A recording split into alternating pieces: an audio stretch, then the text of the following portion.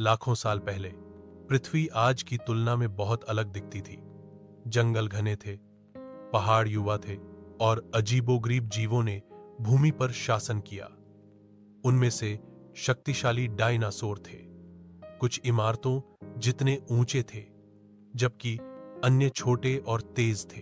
भयंकर Tyrannosaurus racks अपने शक्तिशाली जबड़ों से शिकार करता था, जबकि कोमल ब्रैचियोसोरस ऊंचे पेड़ों से पत्तियां खाने के लिए अपनी लंबी गर्दन फैलाता था।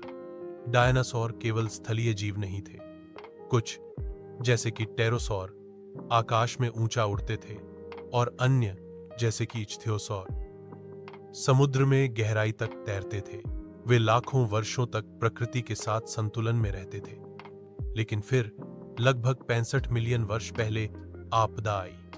वैज्ञानिकों का मानना है कि एक विशाल क्षुद्र ग्रह पृथ्वी से टकराया, जिससे भारी आग, भूकंप और अंधेरे बादल बने, जिन्होंने सूर्य के प्रकाश को अवरुद्ध कर दिया। सूर्य के बिना पौधे मरने लगे और जल्द ही डायनासोर अब जीवित नहीं रह सके। धीरे धीरे वे हमेशा के लिए गायब हो गए। केवल उनके जीवाश्मों को चट्टानों में गहरा दफन छोड़ गए।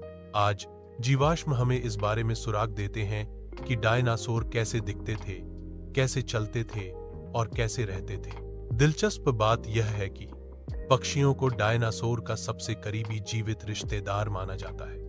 इसलिए जब आप एक गौरैया या एक मोर देखते हैं, तो याद रखें आप इन प्राचीन दिग्गजों के वंशजों को देख रहे हैं। डायनासोर हमें याद दिलाते हैं कि कोई भी प्राणी कितना भी शक्तिशाली क्यों न हो, प्रकृति हमेशा अंतिम शब्द रखती है। उनकी कहानी सिर्फ विलुप्ति के बारे में ही नहीं है, बल्कि पृथ्वी पर जीवन के अस्तित्व, विकास और रहस्यों के बारे में भी है।